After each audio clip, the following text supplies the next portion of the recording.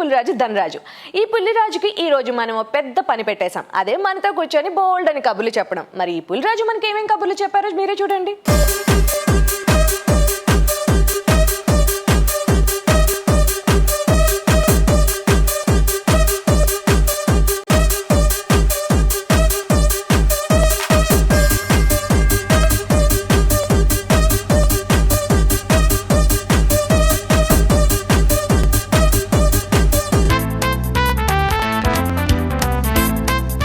Hi Dhanraj గారు, how are you? ఎలా ఉన్నారు? ఫైన్ అండి, బాగున్నాను. పనిలేని పులిరాజా, ఆ టైటిల్ ఏంటి అసలు? పనిలేని పులిరాజు యాక్చువల్లీ సినిమా చూస్తే గానీ ఆ టైటిల్ ఎందుకు పెట్టారో ఎవరికి అర్థం కాదు. ఓకే, పనిలేని పులిరాజు ఏం చేస్తుంటాడు సినిమాలో? చాలా సినిమాలో పని చేస్తూ ఉంటాడా? చాలా పనులు ఉంటాయండి పులిరాజుకి. ఓకే, బేసిక్ ఏంటంటే పులిరాజు వంశస్థులని మనకి పురాణాల్లో ఉందన్నమాట. ఆ వంశం నుంచి ఒక 13వ తరం 14వ తరంలో ఉన్న రాజు జనరేషన్. అలాగా ఈ పులిరాజు వంశస్థులు ఎవరైతే ఉన్నారో దాంట్లో చివరి వారసుడు. అందుకని ఆడికి పని ఉండదు అనమాట సినిమాలో. అయితే సినిమాలో ఒక కాజ్ వస్తుంది, ఆ కాజ్తో బోల్డ్ అంత పని చేయాల్సి వస్తుంది. అందుకని ఈ టైటిల్ కరెక్ట్ యాక్ట్ అని పనిలేని పులిరాజు అని పెట్టారు. నాకు రజనీకాంత్ గారి సినిమా గుర్తొచ్చింది మీరు చెప్తుంటే. ఏంటి ఇప్పటి వరకు ఎవరు చెప్పలేదు. జబర్దస్త్ చేస్తూ ఉండేవాళ్ళు కదా, జబర్దస్త్ మంచి బ్రేక్ ఇచ్చింది చాలా మంది కమెడియన్స్కి. మీకు అదే బ్రేక్ ఇచ్చిందా? అంటే మీ బ్రేక్ అది యూజ్ అయిందంటారా? అంటే బేసిక్ ఏంటంటే చంద్రకి చంటికి ఇప్పుడున్న ఆర్టిస్టులందరికీ జబర్దస్త్తో బాగా పాపులర్ అయ్యారు. నేను కానీ వేణు కానీ ఏం చేసామంటే దాని బిఫోర్ తను మొన్న చాలా సినిమాలు చేశాను. నేను భీమిలి, పిల్ల జమీందారు, పరుగు. అప్పటికే ధనరాజ్ అంటే జనాలు తెలుసు. కాకపోతే ఏంటంటే సినిమా ఊర్లో ఉన్న థియేటర్ వరకు వెళ్తుంది, టీవీ అనేది ఇంట్లో బెడ్రూమ్ వరకు వెళ్తుంది. కాబట్టి ఎక్కువ చిన్నపిల్లలతో సహా అందరికి పేర్లతో బాగా నోటెడ్ అయిపోయాయి, రీచ్ ఎక్కువ ఉంది. దాంతో సినిమాల కన్నా ఏంటి అంటే సినిమాలు ఎలాగో వస్తూ ఉంటాయి, అది మన టాలెంట్ మన అదృష్టం బట్టి గుర్తింపు అయితే ఎక్కువ వచ్చింది. ధనరాజ్ అంటే ఇది 9ంటికి మన ఇంట్లో ఉంటాడు ప్రతి గురువారం అన్నట్టు అలా బాగా రీచ్ అయింది. భీమ్లీ కబడ్డీ జట్టు అంటే గుర్తొచ్చింది నాకు ఒక విషయం. అందులో పరోటాలు తినేస్తూ ఉంటారు కదా, ఒక సీన్ లేదు బెట్ కట్టి. బేసిక్ ఎప్పుడన్నా అన్ని తిన్నారా? అంత బెట్ కట్టి ఏదన్నా ఫుడ్ అసలు అలాంటిది లేదండి. అది బేసిక్గా ఏదో సినిమా కాబట్టి అలాగే చేయడం జరిగింది. కానీ యాక్చువల్లీ అది ఆ తర్వాత నేను డైరెక్టర్ కానీ కెమెరామెన్ కానీ భోజనం చేయలేదు ఆ సీన్ తర్వాత. అంత అసహ్యంగా తిన్నావు నువ్వు, ఇంకా నాకు అసలు పొరాటాల మీద విరక్తి పుట్టిందని. అంటే అది చీటింగ్ షాట్ పెట్టారు, అంటే తినాలి తర్వాత టిల్టప్ కిందకి టిల్ డౌన్ అవుతుంది అనమాట. ఇక్కడ పడేసి మళ్ళీ తీసుకోవాలి. ఇలా షార్ట్ కట్టింగ్కి అది నోట్లో కుక్ వేసుకొని సాంబార్తో తినేసి ఇంకా నాకు కూడా పొరాటాలు అంటే అప్పుడప్పుడు చూస్తుంటే అందరూ అదే అడుగుతారు, అన్ని పొరాటాలు ఎలా తిన్నారని. నువ్వు చేస్తే తెలిసేది. తినింది కొన్నే కానీ వాటి మీద విరక్తి వచ్చేసింది. 100 పొరాటాలు లాగా కనిపిస్తుంది అది. అవును, నార్మల్ గా చాలా మంది అమ్మాయిలు కానీ హీరోయిన్స్ కానీ 0 సైజ్ కోసం ట్రై చేస్తుంటారు, నానా తిప్పలు పడిపోతూ ఉంటారు. మీరు బాన్ 0 సైజా? మాకు తెలిసినప్పటి నుంచి 0 సైజులోనే ఉన్నారు. అంటే బేసిక్గా ఈ credit goes to daddy mummy. వాళ్ళంతా కూడా 0 సైజే. అంటే ఆ 0 అలా కంటిన్యూ అవుతూ వచ్చింది. ఈ సినిమా పనిలేని పులిరాజు వంశస్థులు ఎలాగైతే కంటిన్యూ చేశారో అలాగే ఈ 0ని కూడా నేను, మా ఫ్యామిలీ, మా అబ్బాయి కూడా అలా కంటిన్యూ చేసుకుంటూ హ్యాపీగా ఉందండి. ఎందుకంటే ఎంత తిన్నా లావ్ అవ్వట్లేదు ఫస్ట్. మళ్ళీ జాగింగ్లు, జిమ్లు ఇవన్నీ మనకి ఎందుకు, సినిమాల మీద కాన్సన్ట్రేషన్ పెడదామని దేవుడు బైవర్త్ ఇచ్చాడు. సో ఎప్పుడు ఫీల్ అవ్వలేదు మీ వెయిట్ గురించి? లేదండి, అంటే ఒకటి ఉంది, బాగా లావుగా ఉన్న వాళ్ళు ఎప్పుడైనా సన్నబడ్డారనుకోండి, అరే భలే సన్నబడ్డావే అని అంటారు. బాగా సన్నగా ఉన్న వాళ్ళు ఎప్పుడైనా లావయ్యారనుకో, భలే లావయ్యావని. ఇక్కడ నుంచి గ్రోత్ ఉంటుందే తప్ప సన్నగా ఉన్న వాళ్ళకి పెద్ద ప్రాబ్లం ఉండదు. కొంచెం కండబట్టావు అంటారు. అలా ఇప్పుడు బాగా తయారయ్యాడు అట్లా ఏదో ఒకటి జరుగుద్ది తప్ప దీనికి మించి 0కి వెళ్ళం కాబట్టి పెద్ద నాకు ఏమనిపించట్లేదు. మళ్ళీ జబర్దస్త్కి యాక్చువల్గా ఎంత ఫ్యాన్ ఫాలోయింగ్ ఉందో, కొంచెం దానిలో కొంచెం డబుల్ మీనింగ్ జోక్స్ అలాంటివి వస్తాయని కొన్ని కంప్లైంట్స్ కూడా ఉన్నాయి. మీ ఒపీనియన్ ఏంటంటే సెట్లో మీరు ఎప్పుడన్నా ఇది వద్దు ఇది బాగాలేదు లాంటి సిచ్యువేషన్స్ ఏమైనా జరిగాయా? అంటే దాంట్లో ఒక 12 మంది టీమ్ లీడర్స్ ఉన్నారు. అంటే శనివారం వస్తుంది 2 జబర్దస్త్ అండ్ ఎక్స్ట్రా జబర్దస్త్ 2 అయిపోయినాయి. ఏ టీమ్ లీడర్ ఎప్పుడైతే స్కిట్ చేస్తున్నారో జడ్జెస్ ఎప్పుడైతే చూస్తారో అప్పుడే మిగతా కంటెస్టెంట్లు కూడా చూస్తారు, అంతే తప్ప బిఫోర్ చూడడానికి మాకు ఉండదు. అథారిటీ ఎవరికి లేదనమాట. మేము ఏదైతే టీవీలో ఇప్పుడు టెలికాస్ట్ అవుతుందో అలాగే ఉంటుంది లైవ్ లో కూడా. అక్కడే వాళ్ళు ఎవరు విన్ అయ్యారో కూడా లైవ్ లోనే జరుగుతుంది కాబట్టి దాని బిఫోర్ బాగుందా లేదా మన స్కిట్ వరకు మనం చూసుకోవాలి. మీ స్కిట్ లో ఎప్పుడన్నా అలాంటి ప్రాబ్లం వచ్చిందా? నా స్కిట్ లో ఇప్పటి వరకు ఎటువంటిది నేను చేయలేదు అని అనుకుంటున్నాను. నాకైతే ఇప్పటి వరకు ఎవరు చెప్పలేదు. అంటే నేను నాగబాబు గారు నాకు చెప్తూ ఉంటారు, అంటే అందరూ డ్రామా చేస్తారు, కొంతమంది ఇచ్చేస్తారు, నీ కొంచెం గా ఉంటాయి, ఒక కథ ఒక స్టార్టింగ్ ఎండింగ్ ఉంటుంది దాని అని నాకు చాలాసార్లు చెప్పారు. నేను లేడీ గెటప్ కూడా 3 సార్లు వేసాను. నేను 3 సార్లు వేసిన 3 సార్లు నేనే విన్ అయ్యాను. ఆ తర్వాత మళ్ళీ ఎప్పుడే లేదు. అంటే పర్టికులర్ గా స్కిట్ కి కావాల్సి వస్తే తప్ప ఏదో పెట్టారు కదా అని నేను ఎప్పుడు చేయలేదు అనమాట.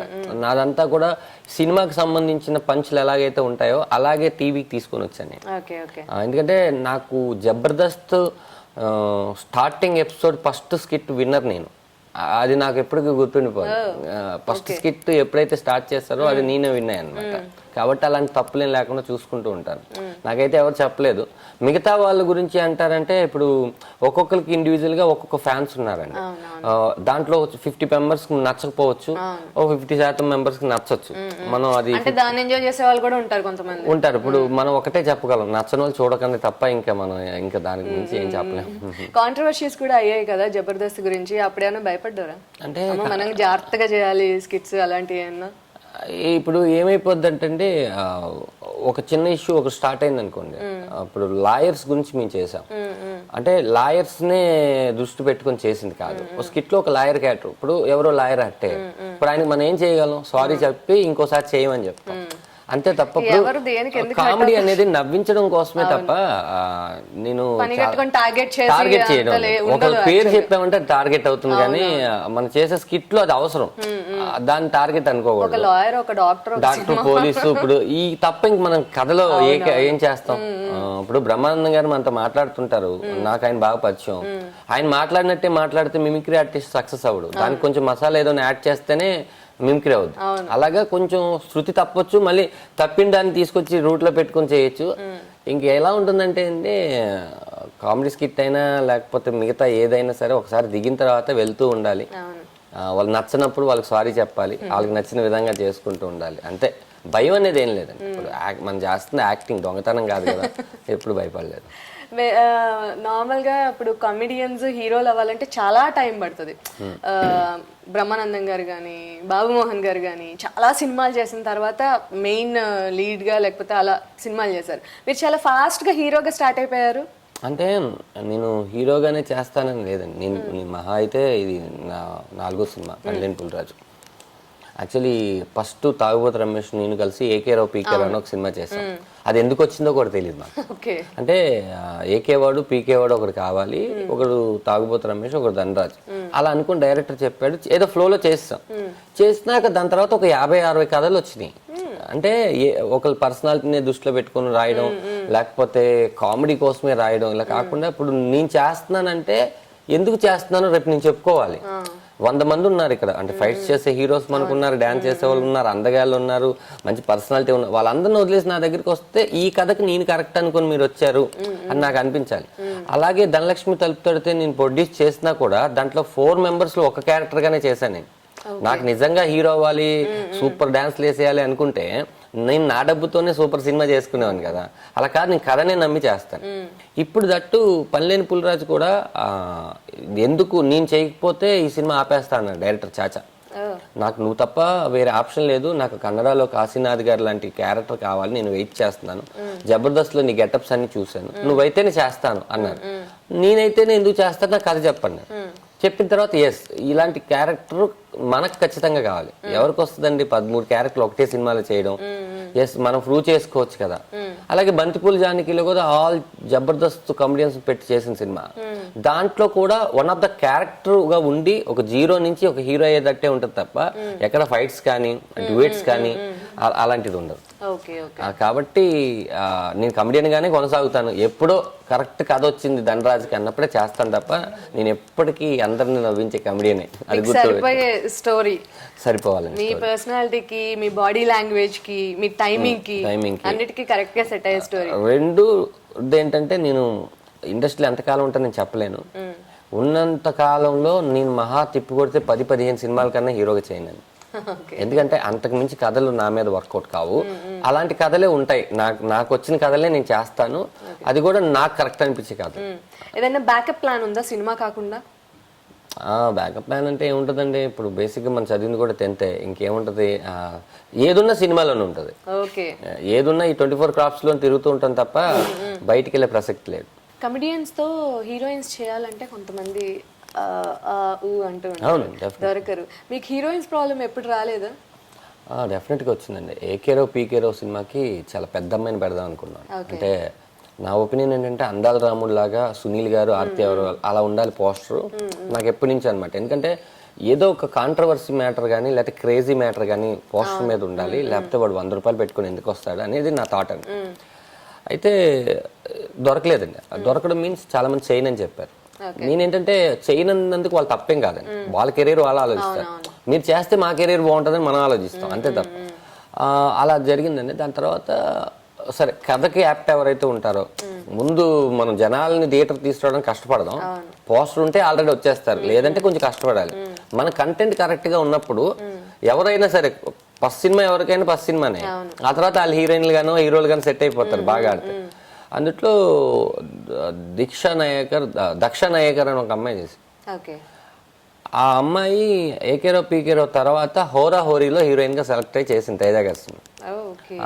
తర్వాత బంతిపూల జానకిలో కూడా దిశ తను చేసింది. తను అంతకుముందు తనకు థ్యాంక్స్ చెప్పాలి ఆ సినిమా గురించి. ఎందుకంటే తను నారా కుమారుడు, కవ్వింత, అలాగే నాగార్జున గారు సోగ్గారు చిన్న ఇలా మరదలు క్యారెక్టర్ చేసింది, ఓ స్త్రీ రేపురా, ఏ చాలా సినిమాలు చేసింది. తను క్యారెక్టరైజేషన్ అదంతా చెప్పిన తర్వాత నాకు ధనరాజ్ కాదు ఎవరైనా పర్లేదు, నా క్యారెక్టర్ నా ముఖ్యమైన అమ్మాయి చేసింది.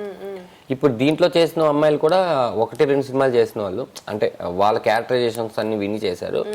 ప్రాబ్లం అనేది ఎక్కడ వస్తుంది అంటే మనతో చేయడం వల్ల ఇంకొక పెద్ద సినిమా ఆపర్చునిటీ పోతుందేమో అనుకునే వాళ్ళు ఉంటారు. వాళ్ళు మనం ఏమనలే, ఎవరి కెరీర్ వాళ్ళది. ఇందాక చెప్పినట్టు చాలా ప్రాబ్లమ్స్ వస్తాయి. ఇప్పుడు ఒకరు కాబట్టి ఒకళ్ళ ఆప్షన్ ఉన్నప్పుడు మనం ఏదో చేసుకుంటే సినిమా అయితే ఆగదుగా. అలాగని అసలు ఎలా జరిగింది మీ ఎంట్రీ ఇండస్ట్రీలోకి? ఇండస్ట్రీలోకి అంటే పారిపోయి వచ్చానండి నేను. పారిపోయి వచ్చారు ఇంటి దగ్గర నుంచి? పారిపోయి వచ్చాను. యాక్చువల్లీ నేను 10th ఎగ్జామ్స్ అదే రోజు రాసేసి, మాది హనుమాన్ జంక్షన్, అంటే నాన్నగారిది తాడేపల్లిగూడెం, అమ్మ వాళ్ళది హనుమాన్ జంక్షన్ అన్నమాట. హనుమాన్ జంక్షన్ నుంచి లారీ ఎక్కి ఎల్బీ నగర్ రింగ్ రోడ్ దగ్గర దిగి అక్కడ నుంచి ఇక్కడ సికింద్రాబాద్ వచ్చి, సికింద్రాబాద్లో ఫిలిం నగర్ అంటే ఫిలిం అని రాస్తుంది కదా, ఫిలిం నగర్ ఎక్కేసేసి అక్కడికి వచ్చి రామనాయుడు స్టూడియో దగ్గర నుంచి నాకు కథ స్టార్ట్ అయింది. నేనేంటంటే చిన్నప్పుడు మా ఇంటి వాల్కి ఈ సినిమా పోస్టర్స్ అన్ని అతికిస్తుంటారు. అట్లా చిన్నప్పుడు నేను మా అమ్మమ్మ వాళ్ళ ఇంట్లో ఉన్నప్పటి నుంచి ఆ పోస్టర్ చూసి చూసి చూసి ఆ కింద పేర్లు, పెద్ద పేర్లు ఉంటే డైరెక్టర్, పెద్ద పేర్లు ఉంటే ప్రొడ్యూసర్, చిన్న పేర్లు ఉంటే మ్యూజిక్ డైరెక్టర్, దానికన్నా చిన్న పేర్లు ఉంటే ఫైట్ మాస్టర్, ఇవన్నీ అక్కడే కొంచెం జ్ఞానం కలిగింది. బ్యానర్ పేరు చూసి కూడా వెళ్ళడం, ప్రొడ్యూసర్ పేరు చూసి వెళ్ళడం. చిన్న సినిమాలకి ఏంటంటే డైరెక్టర్ పేరు ఉంటే అబ్బో ఈ డైరెక్టర్ మంచిగా తీస్తాడు అప్పుడు ఉండేది. ఇప్పటికన్నా ఎక్కువ క్రేజ్ సినిమాల మీద అప్పుడు ఉండేది. అలా అప్పుడే నేర్చుకున్నాను. ఎముడికి మూగుడు సెకండ్ రిలీజ్ లో కూడా బాగా ఆడేసింది మా ఊర్లో. దాంట్లో సత్యనారాయణ గారి మీద చేసి చిరంజీవి గారు సూట్ వేసి ఒక గద పెట్టుకుని పోస్టర్ ఉంటుంది. అది నాకు బాగా నువ్వు రాకూడదా ఇండస్ట్రీకి అన్నట్టు నన్ను పిలిచినట్టు ఏదో నా భ్రమ. ఎస్ అని నేను అసలు ఏం ఆలోచించలేదండి. అంటే నేను గోల్ పెట్టుకుంది ఏంటంటే 9th క్లాస్లో నాకు అది వచ్చింది. ఎస్ 1 ఇయర్ ఈ సెలవులు అయిపోతున్నాయి, అవ్వంగానే వెళ్ళిపోగానే మన అసలు చిరంజీవి గారు, నాగార్జున గారు, వెంకటేష్ గారు, బాలకృష్ణ గారు పక్కన ఇల్లు అన్ని, ఈ ఇల్లు కాదు ఆ ఇల్లు, ఆ ఇల్లు కాదు ఆ ఇల్లు, మొత్తం అందరు కలిసి ఒకటే దాంట్లో ఉంటారు. మనం వెళ్తే ఎవరో ఒకరు ఇచ్చేస్తారు. ఎందుకంటే ఊర్లో ఈ రికార్డింగ్ డాన్స్లు వేసేటప్పుడు అది వేసేటప్పుడు మనం స్టేజ్ ఎక్కి ఎగిరేయడం, ఏదైనా మంచి రాముల వాళ్ళ పండుగ కానీ లేదా తిరణాలు కానీ జరుగుతున్నప్పుడు డాన్స్లు వేసేయడం, అసలు మన టాప్ అసలు అనుకుని వచ్చిన తర్వాత అర్థమైంది. ఒక ఇల్లు ఇక్కడ కంటే ఒక ఇల్లు ఎక్కడో, ఒక ఇల్లు ఇక్కడ ఉంటే ఒక ఇంట్లో రెంట్కి ఇచ్చేసారు, ఒక ఇల్లు ఉండదు అని చెప్పారు. అలా ఇంటి నుంచి తెచ్చుకునే డబ్బులు 400 సంథింగ్ ఎంతో అయిపోయినాయి. దాని తర్వాత హోటల్లో వర్క్ చేశాను. ఆనంద్ సినీ సర్వీస్ పక్కనే కాకతీయ మెస్ అని ఒకటి ఉండేది. ఆ కాకతీయ మెస్కి వెళ్ళి అక్కడ వర్క్ చేశాను అనమాట. వర్క్ చేస్తే అక్కడ కూడా వర్క్ చేసేటప్పుడు ఏంటంటే నేను మార్నింగ్ అంతా ఆఫీసులు తిరిగేసి 2:30 లంచ్ అవర్, వచ్చేసి లంచ్ అవర్ లో వర్క్ చేసేసుకొని మళ్ళీ అక్కడే భోజనం అక్కడే ఉండడం సూపర్ జాబ్ అది నాకు అప్పుడున్న సిచ్యువేషన్. అలా నేను షెల్టర్ ఫుడ్ ముందు నేను తిరగడానికి ₹5 ఫోటో కడుక్కొని దాని మీద వెనకాల హైట్ వెయిట్ అడ్రస్ రాయాలి, ఫోటోలు తీయించుకొని చాలా ఫోటోలు తీసుకొని తిరగడం, ఒక ఆఫీస్ లో ఇచ్చేయడం. అలా ఇచ్చేసిన తర్వాత ఒక ఆఫీస్ లో చూశాను, ఇచ్చేసి నెక్స్ట్ డే అవకాశం కోసం వెళ్తే డస్ట్బిన్ లో ఉన్న ఫోటో. ఓహో నాదే చాలా మంది ఇప్పుడు కొంచెం స్టార్స్ గా ఉన్న వాళ్ళది కూడా ఉంది. కావాల్సిన తీసుకొని మిగిలిన అర్థమైపోయింది. తర్వాత మా నాన్నగారు లారీ డ్రైవర్ అండి, అంటే బాగా రిచ్ ఫ్యామిలీ మాది. రిచ్ ఫ్యామిలీ అంటే మిడిల్ కన్నా కొంచెం ఓకే, ఓ 50 లారీలు సెటప్ ఉన్నది అనమాట. లవ్ మ్యారేజ్, ఆ తర్వాత వాళ్ళ గొడవలో ఏవో జరిగిన తర్వాత నేను మా నాన్నగారు నా చిన్నప్పుడే అంటే నాకు 4th క్లాస్ అప్పుడే చనిపోయారు. వచ్చేసిన తర్వాత అప్పుడు ఫోన్లు కానీ ఏం లేదు, only Telegram, trunk call or Telegram అనమాట. ట్రంక్ కాల్ కూడా ఇంకా రిలయన్స్ 3 years తర్వాత వస్తుంది అన్న టైంలో ఇది. అయితే అప్పుడు ఒక అతను వచ్చి, నువ్వు పలానా సత్యరాజు గారి అబ్బాయి కదా, మీ అమ్మగారి పేరు కమల కదా అన్నాడు. భోజనం చేస్తున్నాడు. ఈయనకేం తెలిసిపోయిందని చెప్పి కాదని చెప్పి వెళ్ళిపోయాను. కట్ చేస్తే 3rd డే మా అమ్మ వచ్చింది. అంటే వీళ్ళు టెలిగ్రామ్ రాసే ట్రంకాలు రాసే ఆవిడ రావడానికి టైం పట్టింది. వచ్చిన తర్వాత కొడతదేమనుకుంటే గట్టిగా ఏడ్చేసింది. ఏంటిది నువ్వు హోటల్లో అంటే చిన్నప్పుడు ఎలా ఉంటుంది, మనం ఆడుకొని కాలు చేతులు కూడా కడుక్కోం, ప్లేట్ అలా ఇస్తే వెళ్ళిపోయే క్యారెక్టర్ కదా. ఇక్కడ ఒక కాజ్ కోసం ఒక గోల్ కోసం నువ్వు ఇక్కడ ఉన్నావు అంటే నేను అన్నా. అప్పటికే ఆస్తి తగాదాలు ఏవో జరిగేసరికి, అమ్మ అక్కడికి వెళ్ళినా నువ్వు నేనే, ఇక్కడైనా నువ్వు నేనే, ఇక్కడ నాకు ఒక గోల్ ఉంది, నేను ఒక సినిమా హీరోని అయిపోతాను అని మా మమ్మీకి చెప్పాను అన్నమాట. సరే ఓకే అని చెప్పి అప్పుడు మమ్మీ అపోలో హాస్పిటల్లో ఆయాగా జాయిన్ అయ్యారు. నా కోసం ఇక్కడ అప్పుడు 500 ఎంతో రెంట్ ఇల్లు, చాలా చిన్నగా ఉంటుంది అనమాట. ఇప్పుడు మనం కూర్చున్న ప్లేస్లో కొంచెం పెద్దగా ఉంటుంది. అక్కడే ఉండి ఆ తర్వాత మా విజయ్ మాస్టర్ అని చెప్పి ఒక ఆయన, వాళ్ళకి పిల్లలు లేరు, నన్నే పిల్లల్లాగా చూసుకొని ఆయన యాక్టింగ్ ఇన్స్టిట్యూట్ పెట్టారు, సూపర్ స్టార్స్ ఫిల్మ్ ఇన్స్టిట్యూట్ అని ఒక ఇన్స్టిట్యూట్. నేను అక్కడే ఉంటూ అక్కడే వర్క్ చేసుకుంటూ, అంటే వర్క్ అంటే మిగతా స్టూడెంట్స్ అందరు కాఫీ టీ, ఎందుకంటే 7,500 ఫర్ 6 months కోర్స్ అది. మనం ఎక్కడ కడతాం? ఆ పిల్లలందరికీ భోజనాలు పెట్టాలి, వాటర్ గీటర్ అంతా సప్లై చేయాలి, క్లాస్ టైంకి వెళ్ళి క్లాస్ నేర్చుకోవాలి. అలా ఆ క్లాస్ నేర్చుకోవచ్చు. సత్యం యాబీ గారు అని యాక్టింగ్ మాస్టర్, అక్కడ బెస్ట్ స్టూడెంట్ గా తీసుకున్నాను నేను అవార్డు. అలా పని చేసుకున్నాను. అక్కడే డాన్స్ గీన్స్ అంతా నేర్చుకొని అలా జై సినిమా ఏదో అప్పుడే తేజ గారు అందరితో కొత్త వాళ్ళతో తీస్తున్నారు అనగానే జై సినిమా పోస్టర్ దాన్ని పిలిచేయమన్నారు. చేసి పంపిస్తే కాల్ లెటర్ వచ్చింది. రాగానే నా ఒక్కడికే వచ్చిందని వెళ్తే అక్కడ 10,000 మంది ఉన్నారు. 10,000 మందిలో రామానంద్ గారని ఆయన సెలెక్ట్ చేస్తున్నారు అందరినీ. అలా ఫిల్టర్ అయి 10 మందికి వచ్చింది. 10 మందిలో నవదీప్, నేను, గీతా సింగ్, మా వేణు, చంద్ర, హర్షవర్ధన్, TV9 హర్షవర్ధన్, వీళ్ళందరం అక్కడే కలిసాము. ఆ సినిమా ఫస్ట్ ఎక్స్పీరియన్స్. అలా అది అయిపోయింది. ఆ సినిమా అయిపోయిన తర్వాత అందులో నాకు చాలా బుడ్డ క్యారెక్టర్. దాని తర్వాత చాలా స్ట్రగుల్స్, మదర్ చనిపోవడం, నాకు మ్యారేజ్, అంటే మదర్ చనిపోయే టైంలో అప్పుడు నేను అల్లు అర్జున్ గారి హీరోగా దిల్ రాజు గారి ప్రొడక్షన్, సుకుమార్ అనే కొత్త ఆయన, సుకుమార్ అంటే ఆర్య చేసేసారు. అప్పటికి చాలా అసలు వెయిట్ చేస్తున్నారు ఆయన సినిమా కోసం జనాలు. టైంలో ఒక ఫోటో నేను ఇవ్వలేదు, ఎవరో ఫ్రెండ్ ఇచ్చాడు. ఆడిషన్ పిలిచారు, ఓకే అన్నారు. ఆ ఆడిషన్ పిలిచి ఓకే ఒక క్యారెక్టర్ నీకు ఉంది చెప్తా అన్నారు. కట్ చేస్తే ఆ సినిమా అయిపోయింది. నేనేదో చిన్న బుడ్డయి వస్తాయి తీసుకున్నాను తిరుగుతున్నాను. ఏదో డాన్స్ స్కూల్స్ అవన్నీ చెప్పుకుంటూ, స్కూల్లో అవన్నీ చెప్పుకుంటూ డాన్స్ క్లాసెస్ చెప్తారా మీరు? ఇస్తారా? నేను క్లాస్ ఇచ్చేవాడిని. అంటే అప్పుడు వాళ్ళకి డాన్స్ రాదు కాబట్టి నేనే డాన్స్ మాస్టర్ అనుకునేవాళ్ళు చిన్నపిల్లలంతా. అలా ఇచ్చి స్కూల్ యాన్యువల్ డే ఫంక్షన్స్ కి వాటికి నేను చంద్ర కలిసి డాన్స్ నేర్పిస్తూ ఉండేవాళ్ళం. యాక్టర్ నిఖిల్కి నేనే డాన్స్ నేర్పించాను అనమాట. తనకి యాక్టింగ్ అదంతా అప్పుడు వాళ్ళ మదర్ ఒకసారి. నేను బూగీ బూగీ అని ఒక డాన్స్, దాంట్లో 3rd ప్రైజ్ తీసుకున్నాను. డాన్స్ బేబీ డాన్స్ దాంట్లో వరుసగా 3 నేనే విన్నర్ అనమాట. చాలా చిన్న పిల్లలు ఆ టైప్ లో ఉండేది. అయితే అలా ఫీడ్ వాళ్ళ మదర్ వల్ల, నిఖిల్ వాళ్ళ మదర్ వల్ల నెలకు 1,500 వచ్చాయి. ఏదో జరుగుతున్న టైంలో రామ్ గారు హీరోగా సేమ్ సుకుమార్ గారు బ్యానర్ లో ఇదే జగడం సినిమా స్టార్ట్, అల్లు అర్జున్ గారితో క్యాన్సిల్ అయింది. ఆ సినిమాకి మళ్ళీ పిలిచారు 3 years తర్వాత. ఇంకా ఆ రోజు ఆడిషన్ చూసి నాంపల్లి సత్యన్ ఒక క్యారెక్టర్ రాశాడు. ఆ సినిమా అంతగా ఆదరణ పొందపోయినా నా క్యారెక్టర్ పేరు వచ్చింది. అది చూసి మన సుకుమార్ గారి దగ్గర అసోసియేట్ గా చేశారు. అప్పటికే బొమ్మరిల్ భాస్కర్ గారు పరుగు సినిమా అలా వచ్చింది. దాని అసోసియేట్ యువత సినిమా చేశారు. అట్లా ఇంకా సర్కిల్ అంతా పెరిగి ఇదిగో ఈ రోజు ఈ పని లేని పుల్రాజు వరకు వచ్చింది. లవ్ మ్యారేజ్ అని విన్నాం. అవునండి, ఎలా జరిగింది అసలు? అది చాలా లవ్ మ్యారేజ్ గురించి చెప్పాలి అంటే ఒక బ్యాడ్ సంఘటన చెప్పాలి, దాంట్లో ఒక గుడ్ సంఘటన ఉంటుంది. ఓకే. యాక్చువల్లీ ఏంటంటే నేను డ్యాన్స్ క్లాస్ చెప్పేవాడిని. మదర్కి క్యాన్సర్ పేషెంట్ అనమాట. మేము ఫిలింనగర్ డౌన్లో దర్గాలో ఉండేవాళ్ళం. Okay. Last stage I know. అయితే నేను ఒకరోజు dance class star film institute అని దివాకర్ బాబు గారి ఇల్లు ఉంది ఫిలింనగర్లో. దాని ఎదురుగా ఒక చిన్న షెల్టర్, దాంట్లో పెయింట్స్ కూడా నేనే చేత్తో వేసేసుకుని స్కూల్ పెట్టుకున్నాను, సమ్మర్ క్లాసెస్. ఓకే. అందరూ కూచిపూడి అడుగుతున్నారు, నాకేం వెస్టర్న్ ఫోకే వచ్చు. 300 రూపాయలు ఫీజు, ఒక్కరు జాయిన్ అయినా బాగుంటుంది. దీని రెంట్ వచ్చేసి 300, వెళ్ళిపోతే ఇంకొకరు వస్తే మన ఫీడింగ్ అయిపోద్ది, కొంచెం చేతిలో డబ్బులు వచ్చేస్తాయి. ఎలా అని ఆలోచిస్తున్న టైంలో ఎవరో అన్నారు, ఇక్కడే ఒక అమ్మాయి ఉంది, అమ్మాయి చదువుకుంటుంది బట్ కూచిపూడి డాన్సరు అంటే సరే అమ్మాయిని పిలవండి అని ఒక ఫ్రెండ్ అసిస్టెంట్ ఉంటారు కదా ఎవరో డాన్స్ అసిస్టెంట్ చెప్తే ఆ అమ్మాయి వచ్చింది. చూడంగానే నేను అయ్యో ఏంటి అని చెప్పి అమ్మాయి నేర్పిస్తుంటే ఐ లవ్ యూ అన్నాను. నేను ఐ లవ్ అంటే అలా చూసింది, నన్ను పిలిపించింది డ్యాన్స్ క్లాస్, ఐ లవ్ అంటే అని చెప్పి ఏమనుకుందో తెలియదు. ఆ ఎక్స్ప్రెషన్ నాకు బాగా గుర్తు. అలా నీచంగా చూసి వెళ్ళిపోయింది. సరే వెళ్ళిపోయింది. నేను ఇంటికి వెళ్ళాను. ఇంటికి వెళ్ళి డోర్ తీస్తే మదర్ చనిపోయి ఉన్నా. మదర్ చనిపోయి ఉంటే నా దగ్గర పెద్ద అంటే అసలు ₹1 కూడా లేదు. నాకు 7 కన్నా ముందు ఏమొచ్చిందంటే ఎలా దహన సంస్కారాలు చేయాలి, చుట్టాలు గిట్టాలు ఎవరు లేరు, అంటే వదిలేసాం వాళ్ళు చిన్నప్పుడే, ఇక్కడ ఎవరు లేరు ఏంటంటే నా ఫ్రెండ్ వాసు అని ఫ్రెండ్కి ఫోన్ చేస్తే వాళ్ళ మదర్ ఒక ₹100 ఇస్తే సాంబ్రాణి అదంతా పెట్టి అలాగే కూర్చున్నాం.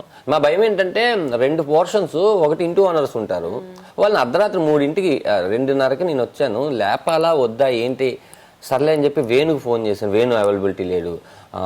రమేష్ గారు పాప అప్పటికే వాడు చాలా స్ట్రగుల్. ఎలా అని ఆలోచిస్తూ సరే అని ఈ అమ్మాయికి ఫోన్ చేశాను. ఈ అమ్మాయి ఫోన్ చేస్తే నీ పక్కన ఎవరున్నారంటే వాసు అని ఫ్రెండ్ ఉంది, పంపిమని. ఐ ఎక్స్పెక్టెడ్ 500 or 1000 రూపీస్ అని. వెళ్ళంగానే వాడు డబ్బులు లేవంటారా అని వచ్చాడు. మరి ఎందుకు రమ్మందరా, అంత టైం వేస్ట్ కదా, నేను ఒక్కనే కూర్చొని భయం వేసింది నాకు అంటే.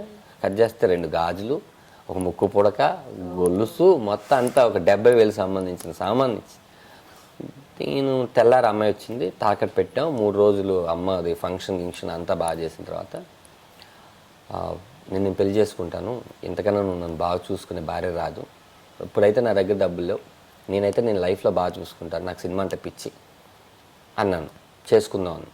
వాళ్ళు ఇంటి ఓనర్ వాళ్ళు కూడా ఏమన్నారంటే మంచి కార్యం ఒకటి జరిగితే మంచిది బ్రదర్ బాబు, ఏదైనా కీడు జరిగిన చోట ఎవరు లేరు నాకు చుట్టాలు, వాసు కూడా అవైలబిలిటీ లేదు, కరెక్ట్గా పసుపు కొమ్ము, అది కూడా పక్కన సరస్వతి అంటే ఆవిడ ముసలావిడ, ఆవిడ పసుపు కొమ్ము మీద ఇచ్చింది. పెద్దమ్మ గుడికి వెళ్ళి గుడిలోకి ఎంట్రీ చేయడానికి కూడా మన దగ్గర టికెట్ డబ్బులు, కరెక్ట్గా గేట్ దగ్గర మా ఆవిడని పెళ్లి చేసుకుంటున్నాను నువ్వే సాక్షి అని చెప్పి పెద్దమ్మ గుడిలో తాళి కట్టేశాను.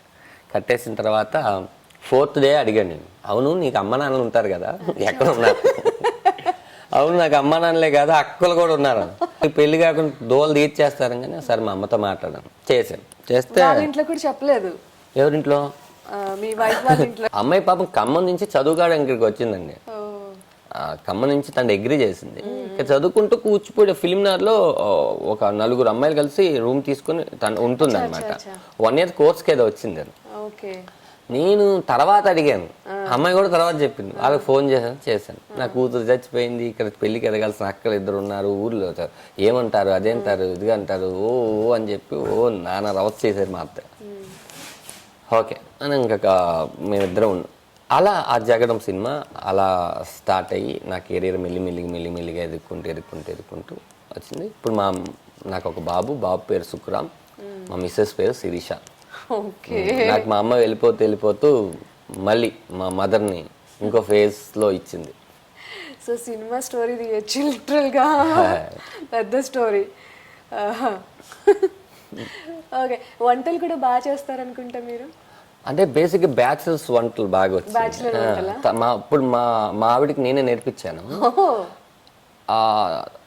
తర్వాత తన ఎక్స్ట్రాడినరీ కుక్. అంటే మనకు వచ్చిన పప్పు, ఎప్పుడు బ్యాచిలర్స్ అంటే ఈజీగా అయిపోయింది పప్పు చికెన్, అలా ఒక 4-5 వంటకాలు వచ్చాయి. తను ఇప్పుడు పప్పు చికెన్ తప్పు చేసేసి అలా పక్కన పడేస్తే అది ఎలా వచ్చినా మన టేస్ట్ కు మనం వండుకుంటాం కాబట్టి చాలా ఈజీగా అయిపోయేది అనమాట. మీ అబ్బాయి కూడా ఇప్పుడు షెఫ్ అనుకుంటా,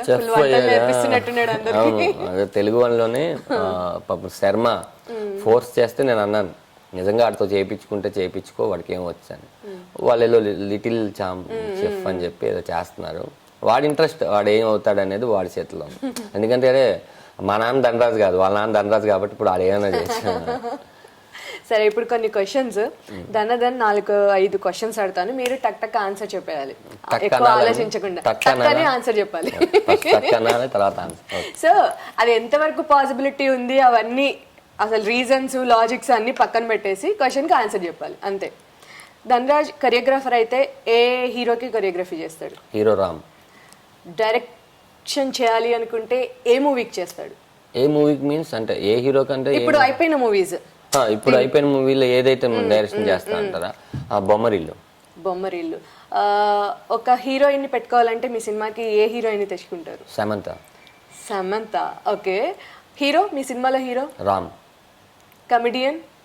కమిడియన్ చాలా మంది ఉన్నారు కాబట్టి ఒక అవుట్ ఆఫ్ ఎవరో కొత్త వ్యక్తిని పరిచయం చేస్తాను. కొత్త పర్సన్, ఓకే. ఒకవేళ ఇప్పుడు ఒక 5 హీరోయిన్స్ ని తీసుకొని మీరు లాంగ్ డ్రైవ్కి వెళ్ళాలంటే ఎవరిని తీసుకెళ్తారు? నిత్యా మీనన్, సమంత, కొత్త అమ్మాయిలు 3 గొడవలు రాకుండా. అంటే వీళ్ళిద్దరు ఎవరాగో మన తర్వాత అక్కడ కొంత దూరం వెళ్ళిన తర్వాత తిడతారు, నీతో డ్రైవ్ ఏంటి ఇలా ఉందని. ఈ కొత్త అమ్మాయిలు కొంచెం నేనంటే ధనరాజు అని వస్తారు, అందుకని. ఓకే.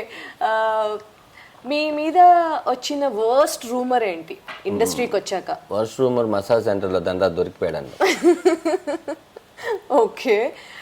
ఇండస్ట్రీలో ఎప్పుడైనా ఎవరైనా హీరోయిన్ తో గొడవ పడ్డారా? సెట్ లో గానీ నార్మల్ గా? ప్రతి సినిమాలో గొడవ పడతాను. ప్రతి సినిమాలోను? ఎందుకలా? ప్రతి సినిమా అంటే నేను యాక్ట్ చేసి హీరోగా లీడ్ రోల్ చేసిన ప్రతి హీరోయిన్ తో గొడవ పడతాను.